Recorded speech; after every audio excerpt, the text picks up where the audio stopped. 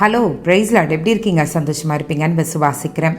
இந்த நாளிலும் ஆண்டவர் கொடுக்குற அந்த அருமையான ஒரு வார்த்தைக்கு நேராக நம்ம போகலாம். உன்னத பாட்டு 3ஆம் அதிகாரத்தின் 4ஆம் வசனம். நான் அவர்களை விட்டு கொஞ்ச தூரம் கடந்து போன உடனே என் ஆத்ம நேசரை கண்டேன்.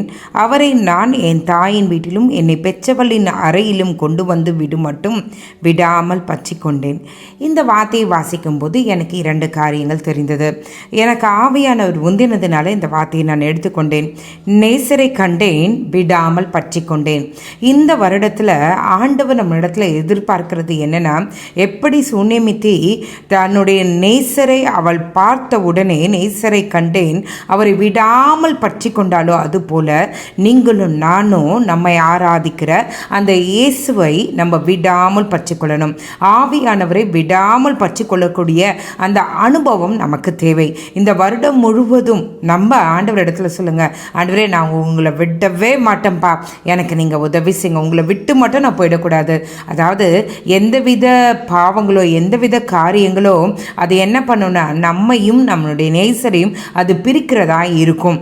அதனால் இன்றைக்கு ஒரு பொருத்தனையோடு இந்த நாளை முடிக்கலாம். என்னன்னா, ஆண்டவரே என்ன பிரச்சனைகள் என்ன காரியங்கள் வந்தாலும் நான் உங்களை விடவே மாட்டேன்ப்பா, நான் உங்களை விடாமல் பிடித்து கொள்வேன்.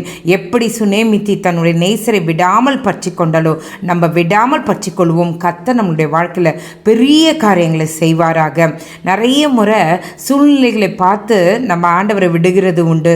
ஆண்டவருடைய கையை பிடிச்சிட்டே நடந்துட்டு இருப்போம், திடீர்னு பார்த்தா அதை விட்டுருவோம். அதுக்கப்புறம் நம்மளுடைய சுயத்தில் நடப்போம். அதுக்கப்புறம் ஏதாவது பிரச்சனை வரும்போது ஐயோ எங்கே காணாமல் போயிட்டாரு அப்படி சொல்லி பார்த்துட்டு இருப்போம். அது இருக்கக்கூடாது.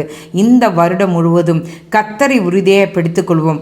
கர்த்தர் நம்மோடு நடந்து வரும்போது நமக்கு எதிராக நிற்பவன் யார்? நம்ம ஆண்டவரை பிடித்துக்கொள்வோம். ஆண்டவருடைய காரியங்களை நம்ம ரசித்து ருசித்து சாட்சியாய் நிற்போம். ஜெபிக்கலாமா?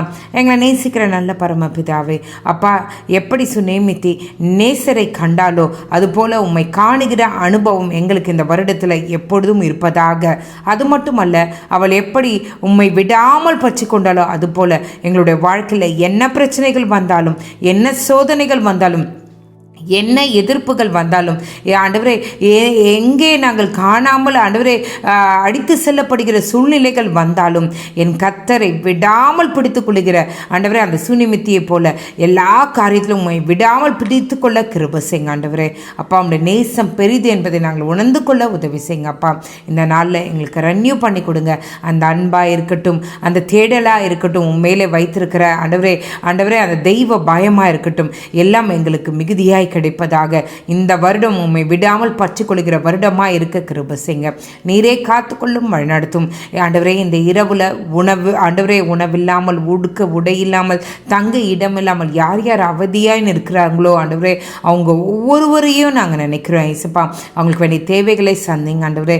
இதோ நான் ஒரு வாலிப பிள்ளையை பார்க்குறேன், நடு ரோட்டில் நிற்கிறீங்க, நான் என்ன பண்ணுறது இல்லை தெரியல, என்னை துரத்தி விட்டுட்டாங்க, நான் நடு ரோட்டில் நிற்கிறேன், என்னை யார் காப்பாற்றுவாங்க தெரியல, எங்கே போகிறதுன்னு தெரியல, என்னை யாருமே புரிந்து கொள்ளணும்னு நினைக்கிறாங்களே ஏசப்பா. அப்பா, உங்களுடைய கருணை கரத்தை நீட்டுங்க. உங்கள் நேசம் பெரிது ஆண்டவரே, உங்கள் நேசம் பெரிது ஆண்டவரே.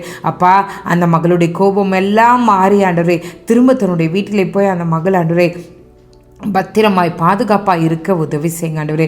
அந்த மகளுடைய கோபத்தின் காரியங்கள் எல்லாம் மறைவதாக இயேசுவின் நாமத்தினால யார் பேசினார்களோ ஆண்டவரே அவர்களோடு ஆண்டவரே அந்த மகள் ஒப்புரவாக கிருபை செய்யுங்க ஆண்டவரே. நீரே பெரிய காரியங்களை செய்யுங்க. காலை எழுந்து உங்கள் நாமத்தை மகிமைப்படுத்த கிருபை செய்யுங்க. மீட்பர் இயேசுவின் மூலம் ஜெபம் கேளும் நல்ல பரமபிதாவே. ஆமேன், ஆமேன், ஆமேன். God bless you.